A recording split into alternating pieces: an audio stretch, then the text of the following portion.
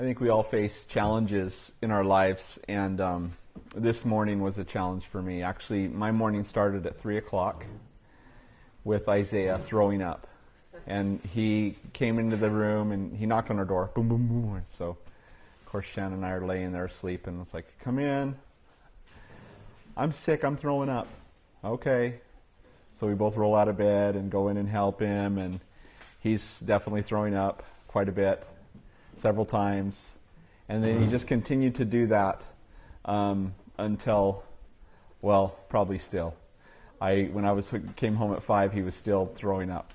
And so he's been to the doctor and everything. They gave him some anti-nausea stuff, so he was doing a little bit better, but just crazy. And then, so I, of course, Shannon's up all night. She has epilepsy, so I don't let her get up if she's been up in the middle of the night. So I get up with the kids, and so now it's Daddy's turn to get everybody ready for school and everybody going. And so I'm getting the kids going, and they're telling me stuff. Oh, it's chapel today and everything, so I'm getting them all dressed, and Hannah dresses herself, and I did her hair. But anyway, trying to get everybody going, and we get out of the door, and Jaren's like, I don't feel good. I'm like, yeah, right. You know, he just wants to, stay home with Isaiah is what's going on. And so I put him in the car, and we get all the way down to the school, and I get out of the car, and I look down, and my tire's almost all the way flat.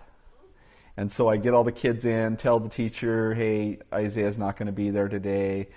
Go and tell Jaren's teacher. Jaren had a severe allergy reaction the night before, so I spent most of the evening in the emergency room with Jaren. And so you just watch him because he could rebound, whatever. So just letting her know that. Get out to my car, get over to Wild Willie's, fill up my tire, get down to Les Schwab, and get my tire fixed. And so I'm sitting in Les Schwab for an hour and a half or something like that. And while I'm in Les Schwab, I get a call from Hannah's teacher. Hannah's not dressed appropriately. She has, and I mean, you have dress codes at the school here, so she has, her dress is wrong, and she's wearing open-toed shoes. I didn't even notice any of that when I was rushing everybody out the door. I'm like, I can't do anything. Shannon can't do anything. I'm so sorry. I'll try to fix it later. And then I get a call from Lyle. Jaren's in the office. He's sick. I'm like, yeah, right. Okay, so so this was my morning. I finally have to run home and get Tana some clothes. But it's just like crazy. And I think that we all have mornings like that, where things are just like one thing bad happens to us after another. And this is kind of what we're seeing as Jacob kind of makes a bold move. Now, you remember from last time that Jacob, Genesis chapter 31, chapter 31, Jacob was kind of seeking the Lord about his own well-being, and he realizes he's served for 14 years. He served Laban for his 2 daughters, and by the time he's done, he has 2 wives, and he has no money. He has no possessions. He owns nothing except for his wives. He paid their dowry for, and so he didn't buy his wives, but it was that he had worked 7 years apiece for them as a dowry. And the idea of a dowry, if you're not familiar with that concept, is kind of like how big's your engagement ring type of a thing. The dowry was kind of the engagement ring, if you will. And what it meant was, I'm going to give, the husband would say, or the prospective husband would say, I'm going to give you this for your daughter's hand as a thank you for raising my wife for me.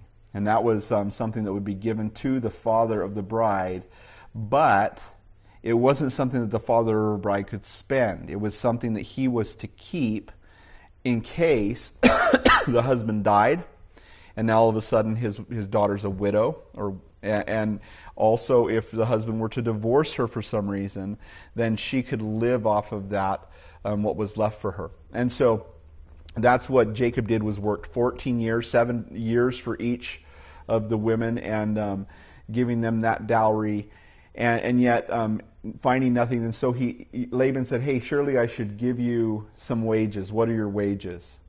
And Jacob, knowing, remember how Laban started things out. It was, I'm going to serve you 7 years for the hand of Rachel. And on the wedding morning, he wakes up and notices that the woman that he had that night was not Rachel, but it was Leah, right? It was, she was like, weak eyes, he was like, wait, what happened? Big switcheroo, right? And so he knows what type of character this guy has. And so he's pretty intent that I have to deal shrewdly with this guy. And so he would talk to the Lord about it would seem, and the Lord would tell him that the goats that you're watching, they're going to bear speckled, spotted ring stripe.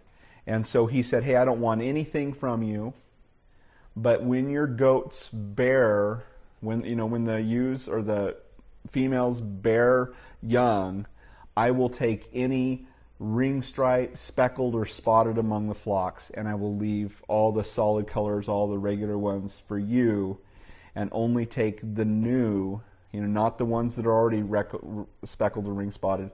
I will take only the new ones. And so, of course, Laban takes all the ring spotted, speckled, and striped to get that genetic mutation out of there. He takes them several days' journey away, and all that Jacob is left with is solid goats and sheep and cattle to bear. And what they did, as he began to bring them to bear, they bore those speckled, spotted ring stripe. And Laban, it will find out, and we found out last time, that he changed Jacob's wages 10 times. It's like he said, hey, let's just do the speckled, and then it's just the spotted, then it's just the ring striped, and then it's, so he always was changing it.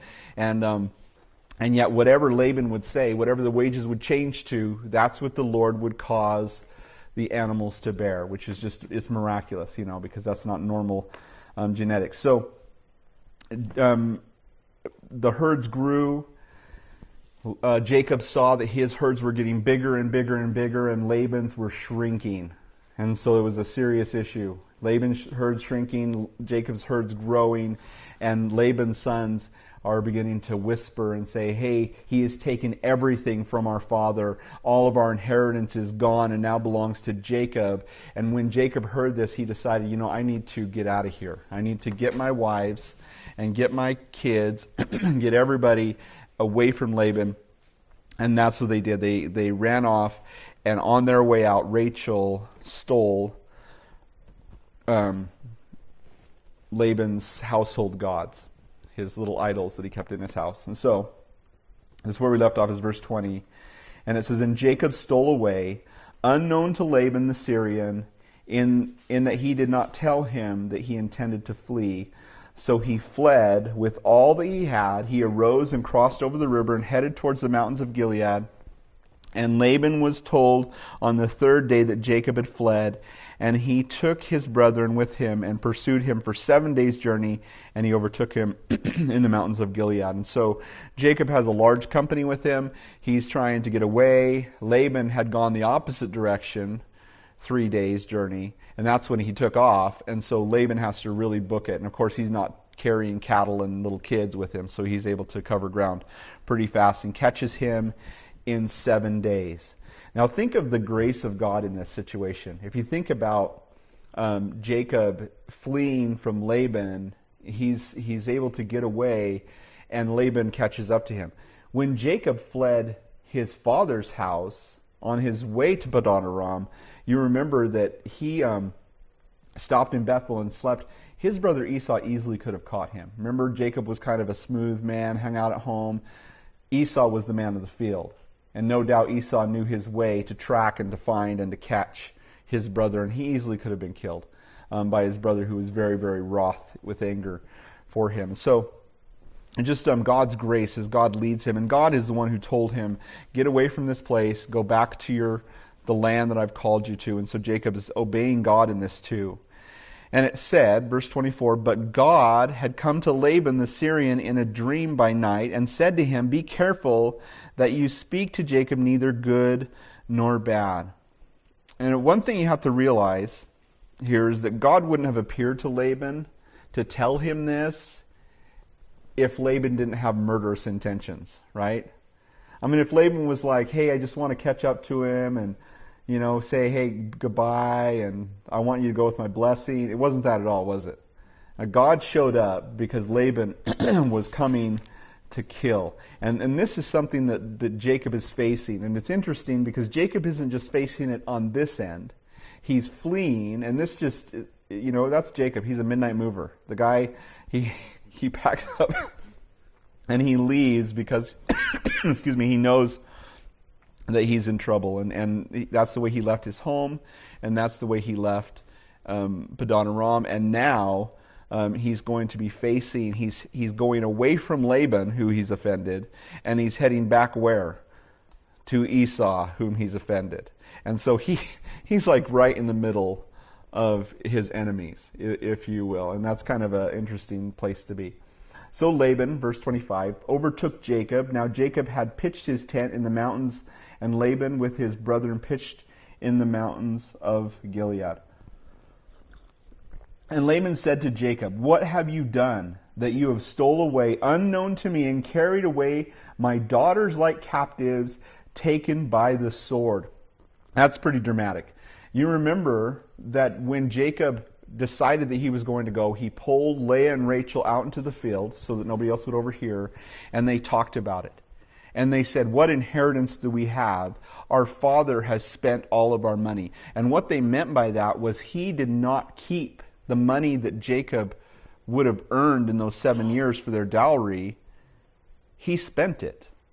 And so they watched their father, and I think that would be a pretty obvious thing, them sitting there, living there with their father, and watching him just spend money hand over fist and not saving the money that he was legally at rights to save for his daughters. And so they're pretty upset with him.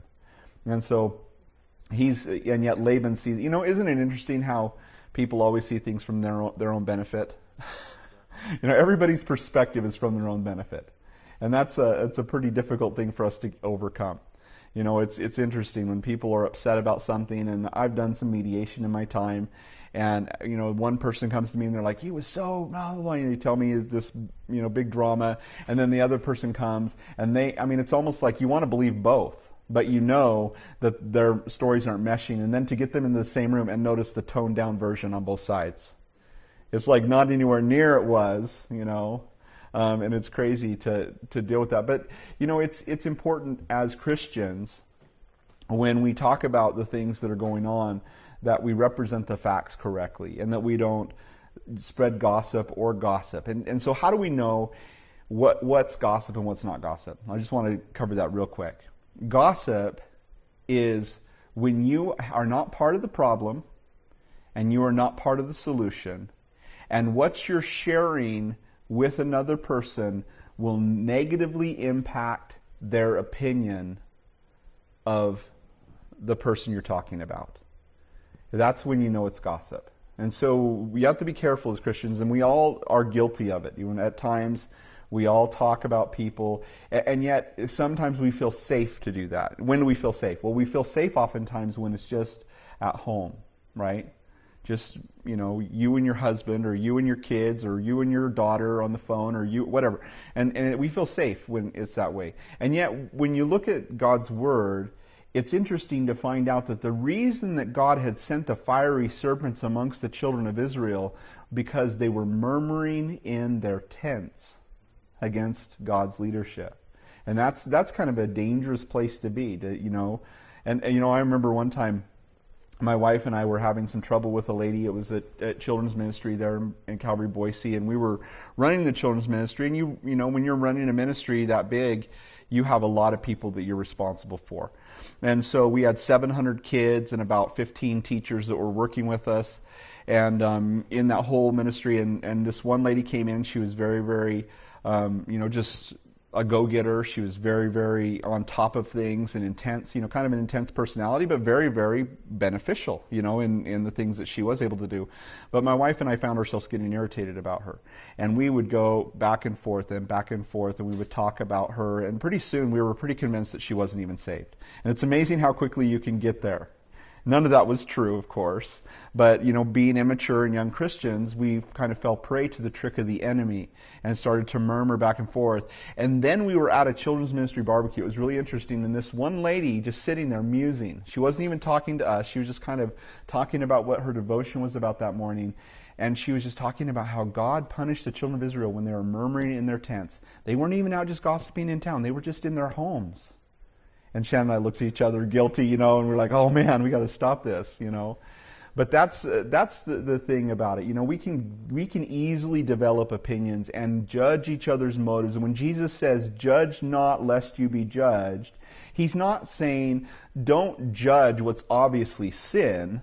If your brother's taking up a fault or practicing sin, then you are under obligation as a Christian to correct that brother, that you might win him back from sin, right? But it's a danger when we judge somebody's motives. Oh, the reason that they did that is because of this, because I know that this is what they were thinking. You don't know what they were thinking, right? And you don't know what their sin is if you haven't witnessed it yourself. And you can't speculate and extrapolate on people. And you want to think the best of people, right? So anyway, Laban comes with his own ideas about what this is all about. He comes hot and heavy. You've stolen my kids. And just really intense. So verse 27, he says, "Why did you flee away secretly and steal away from me and not tell me? For I might have sent you away with joy and songs and timbrel and harp." Oh yeah. "And you did not allow me to kiss my sons and daughters. Now you have done foolishly in so doing, and it is my power to do you harm." In other words, I was planning on doing you harm. "But the God of your fathers spoke to me last night, saying, 'Be careful that you speak to Jacob neither good nor bad.' And now you have surely gone, because you greatly long for your father's house. But why did you steal my gods?" Now, Laban talks a good game, but obviously he was intending to harm. And last time we saw that it was Rachel who stole his gods. And I just want to say again that if your gods can be stolen, you need a new God, right? And if the thing that is driving you in your life, and this is a good test for us as Christians, I think that this is just a really healthy thing, a healthy way for us to think. If something was removed from my life, which just about everything can be removed from my life, right? But if something was removed from my life and I would be more devastated than anything else, I would not be able to recover from it, then it is very likely that one thing in my life is a God in my life. It's what I'm living for rather than God Himself. And that can be anything. That can be a relationship. It can be even your kids. It can be it could be your car, your house, your job. And yet, the reality of this, and I think that this is important for us to remember, is that everything in life can be lost, right? There isn't anything in life that we possess or any relationship that we have that can't be taken away from us. And that happens so swiftly sometimes in a horrible accident on the freeway. And we lose everything. We lose, and whether it happens to us or it happens to someone we love, we can lose everything very, very quickly. And so the reality is the one thing that you can never lose, that nobody can take away from you, is Jesus. And if you have Jesus and He is what you possess in life, He is what you are living for, nobody can ever take that away. You will be satisfied. And you see that. If you've ever visited convalescent homes and you've talked to people, you talk to people about their losses, and they'll tell you what they've lost in life. And they've lost everything. They've lost everything. Except for some of them. And I've met some of them, who have lost nothing. And you can tell they're just as joyful as the day that they were 20 when they got saved, and they're so excited about Jesus in their life and what He's doing in their life in the convalescent home. And they may have lost all kinds of things, their freedom, their ability to walk, their ability to even speak sometimes. And yet if they have Jesus, they have all things in one, don't they? I love how Tozer talks about Levi and how even though it was a punishment against him that he would not inherit the land. He was unable to inherit any of the land of Israel. And yet God made himself Levi's possession. And Tozer, he puts it this way: he in one instant became richer than all of his brethren. For what he possessed was everything in God himself. And that's so true. And it's difficult for us to understand that. And that's something that I think is so important that we do understand, and that is this: that sin and whatever it might be, false gods, false drives that we live for, always seems so wonderful in our thoughts, in our imagination. If I could just have that, you know what I'm talking about. If I could just have that one thing, or just have those things, or just have her or him, or if I could just have that, oh, that's all I want. That's all I want in life. And yet when we get those things, how empty they are. And yet the one thing that seems like it wouldn't be super satisfying is if I could just sit in God's presence. Until we've done that, we don't really know how precious that is. But it kind of seems like a drag. I think I'd rather watch TV than read my Bible. I think I'd rather, go play sports than spend time with the Lord in prayer. And yet what's amazing to me is that all these things that seem to draw us tend to be empty in their completion. And yet the one thing that doesn't seem to draw us, which is God himself, is the one thing that truly, and only thing truly, that can satisfy. And in fact, I don't know if you've noticed this in your life, but I noticed this, that I can't even enjoy the biggest blessings in my life until I enjoy God first. And when I enjoy God first, and I enjoy a relationship with him, all of a sudden I enjoy my marriage, all of a sudden I enjoy my kids, all of a sudden I enjoy my house or my car or whatever the Lord has given me. But until I enjoy him first, everything else, as much as I wanted it, as much as I sought after it, as much as I finally got it, it just ends up being so vain, so empty, right? So anyway,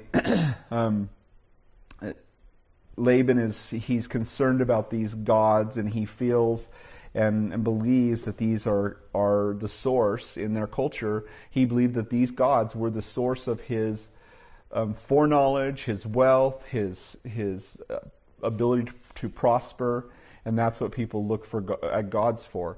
Oftentimes when it comes to household idols or things that people worship, it's amazing how similar they are just to the things that people pursue today. If you look at Molech, it's a god of prosperity and independence, right? And so you can offer up your baby to the altar of Molech and be free, right?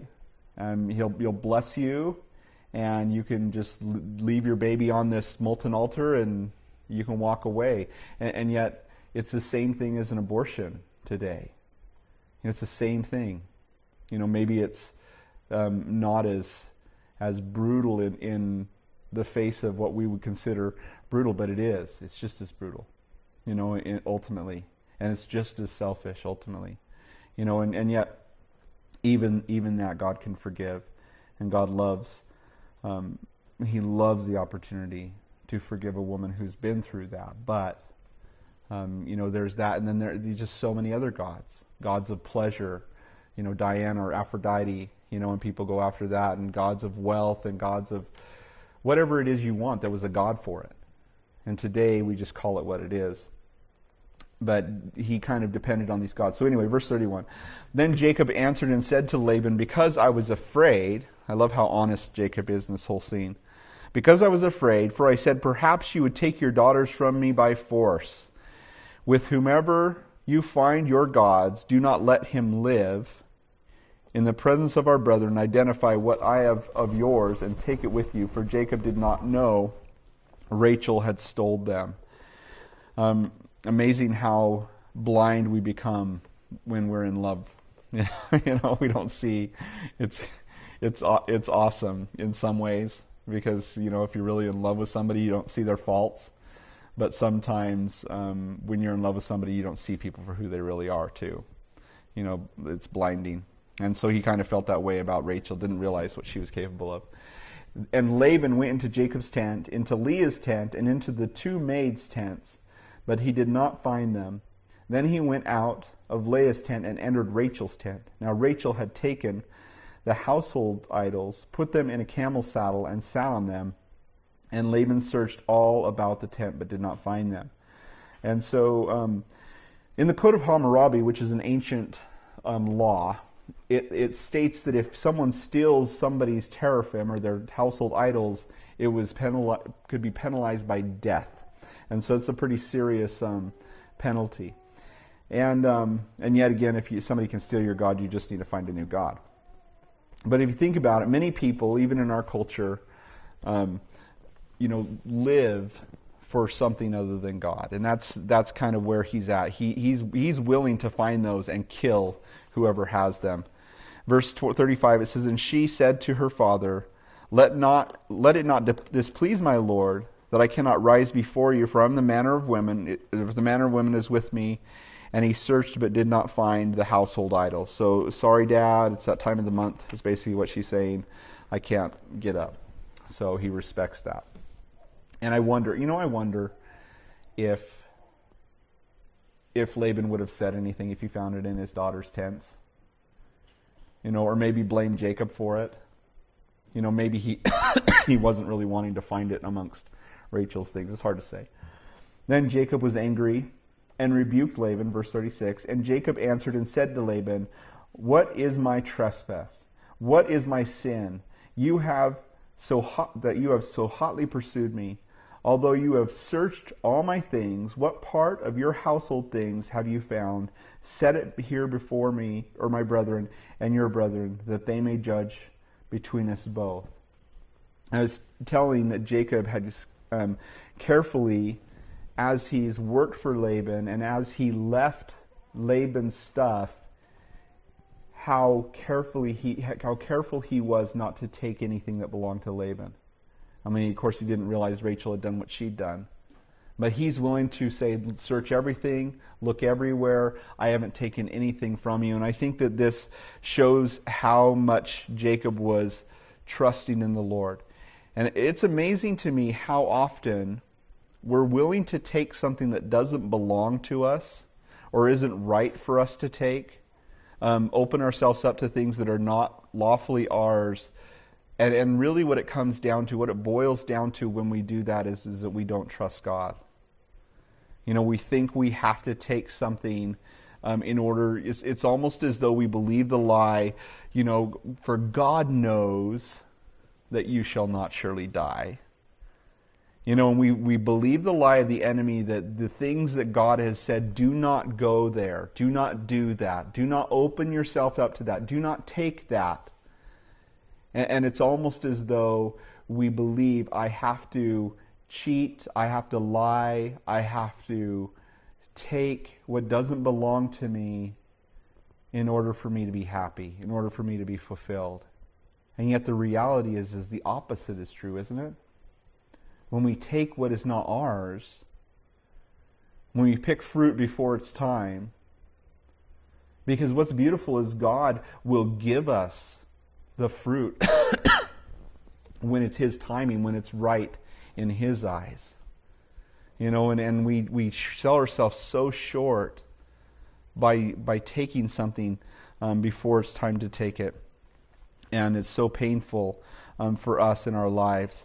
And it shows that we just don't trust the Lord like we should. And so Jacob, during this whole time, did everything above board. And I think that as Christians, we can do that.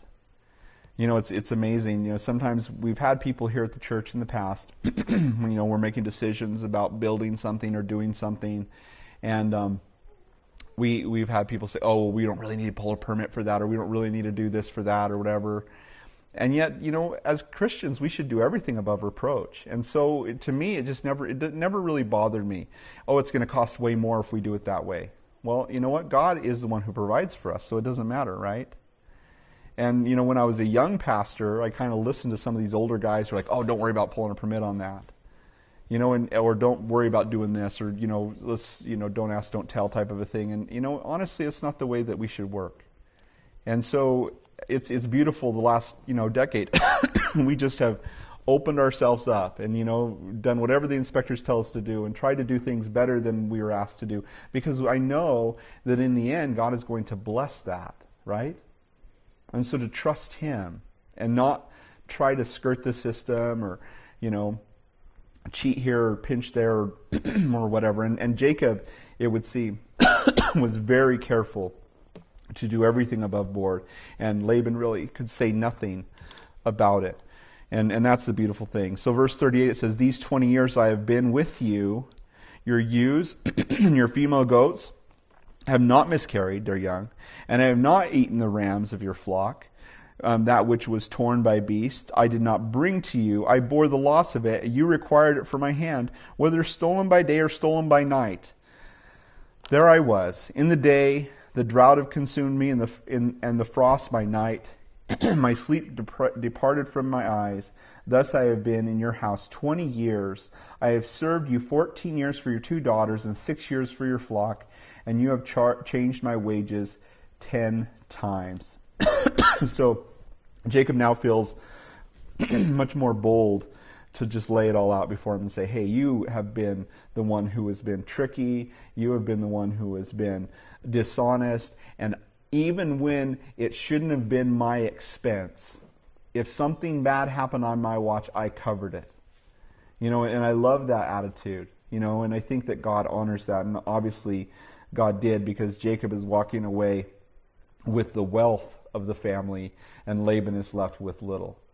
And Laban was the one who was always, trying to do underhanded things to win, where, on the other hand, Jacob, he did what he felt was right. And as believers, we're not to look at people for what we can get out of them.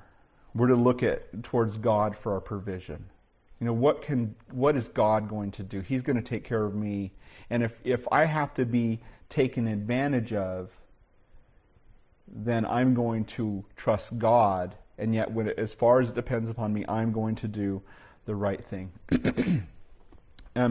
I think people are often worried, and I see this amongst Christians, and it troubles me, but often worried about what benefit they can get or what is in it for me. And that just seems to be a prevailing attitude. And I think it's just our culture that breeds that, the self-serving attitude, and it's ruining our culture. Jacob was trusting God the whole time with his relationship between him and Laban. He did everything to benefit Laban, although he was clearly being taken advantage of, and he knew it. And in the end, Jacob walked away with great substance. Laban felt plundered, but he wouldn't be able to say that Laban did anything wrong to him, other than left without telling him. And yet, who wouldn't leave without telling him if he knew what kind of a guy he was? And so how does this play out for you and me? I just want to address this really quick, because I think that this is important. In Romans chapter 12, if you want to turn there with me, Romans 12, there's just a little section here that speaks about how a Christian should behave, what our attitude should be when it comes to relationships with people. And I love this section because it's so clear and so beautiful and so contrary to who we are as people. It's just so contrary to our sinful nature. But he says, let love be without hypocrisy, which means don't let your love be fake, and pretentious. He doesn't want us to love people, just putting the ideas in the Greek, putting on a mask. Hypocrisy means to put on a mask.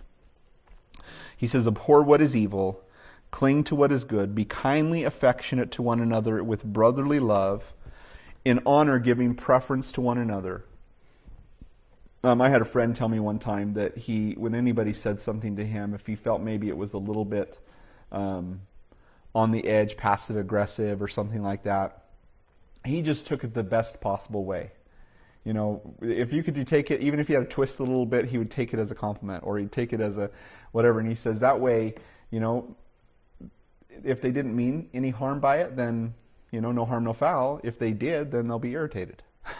Kind of like that.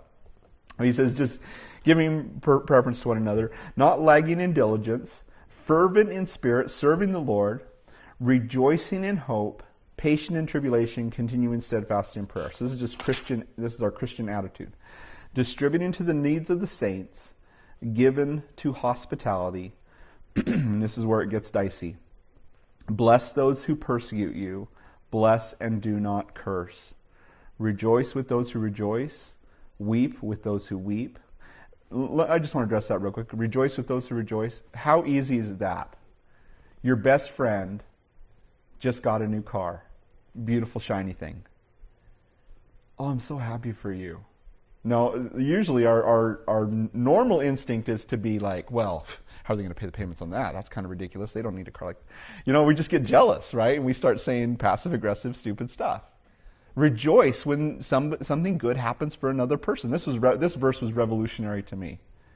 To think, I can actually be happy for somebody else when something good happens to them and not be jealous. It's beautiful when you are. You can genuinely be happy. It was interesting. This is kind of a neat testimony to that. My wife and I, we wanted to buy a new house, and so we were talking about, moving away from right across the street from the church, because that can be kind of intrusive for a pastor to live right across the street from the church. And so we were praying about moving somewhere, and my wife, started looking around, whatever, and we weren't really finding anything. But right after we decided to move, two of our best friends got brand new houses, like beautiful brand new houses. And so it was kind of an interesting thing because, we'd been around long enough. It was 2012, so just a few years ago. And we'd been around long enough to realize that there's no benefit in being jealous, right? And it was really neat because we were able to go and help both of our friends move, and it was just so neat. We generally both were not envious, and we were both very, very happy for what God had done for them. And so we helped them move into their new homes and everything. And then, and I don't know if it's attributed to that at all, but then just through miraculous circumstances, the Lord brought us before this house that we live in now, and it was just a miracle. I mean, we were able to buy the house for $100,000, is about half price on foreclosure, and it was just amazing the way the whole thing happened. And I was just talking to my wife one time, and I said, it was so cool because neither of us felt jealous, when our friends moved into these big, beautiful houses. And then it's just like the Lord just say, you know what? You didn't have any envy in your heart. I'm just going to give you this house, And there's no way you could explain the house that we were able to buy for the price we did, except for Jesus, because it was just such a crazy story. I'll tell you sometime if you haven't heard the story. But anyway, rejoice with those who rejoice. Weep with those who weep. In other words, when somebody's going through something, I think oftentimes our tendency is to ignore that or to walk the other way. Oh, drama. Let's go, drama meter goes off and we go the other direction. Some people are. But he's saying, no, spend the time with people and weep with them and go through the trouble that they're going through. Be of the same mind towards one another. Do not set your mind on high things, but associate with the humble. Do not be wise in your own opinion. Repay no one evil for evil. Have regard for good things in the sight of all men. If possible, as much as it depends upon you, live peaceably with all men. Now, I want you to notice that, as much as it depends upon you, right? If somebody doesn't want to live peaceably with you, it's not your responsibility to make them. But as much as it's up to you, don't have war with people. As much as it depends upon you, you be the peacemaker. If somebody in your family wants to fight you, you bless them, in return. As much as it depends upon you, live peaceably with all men. Beloved, do not avenge yourselves, but rather give place to wrath. For it is written, vengeance is mine, I will repay, says the Lord. If your enemy is hungry, feed him. If he is thirsty, give him a drink. For doing so, you will heap coals of fire on his head. Now, some people have said, okay, well, this is talking about, taking warm coals to your friend's house when they don't have fire. No, that's not what this is saying. This is a euphemism in the Greek that means it will chap his hide. He will feel. Haven't somebody done that to you? Like you're like super mean to them, and then they're nice to you, and you feel like a big jerk. The best thing that can happen if you're really mean to somebody is that they be mean back to you. That way you feel justified in your meanness, right? And yet when you're really mean to them and they're nice to you, you feel like a heel. And that's what he's saying. He says, if you will be nice to them after they've been horrible to you, it will burn them up. And they'll bring them to repentance. That's the idea. They judge themselves at that point. And so that's the way that he wants us to do it. And he says, do not be overcome by evil, but overcome evil with good. And if you look at Jacob's life and you look at what he did in terms of his dealings with Laban, it was exactly this. He only did good. Laban had nothing bad to say about him. So verse 42, unless the God of my father, the God of Abraham, the fear of Isaac had been with me, surely you would have sent me away empty-handed. God has seen my affliction and the labor of my hands and rebuked you last night. You know, just like it says in Romans 8, if God is for us, who can be against us? And Laban, verse 43, I'm back in Genesis 31, sorry. Genesis 31:43. And Laban answered and said to Jacob, these daughters are my daughters, and these children are my children, and these flocks are my flock, and all that you see is mine.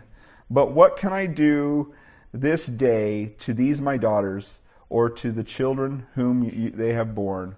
And so we get this, don't we? I mean, they're not his kids, and he rightfully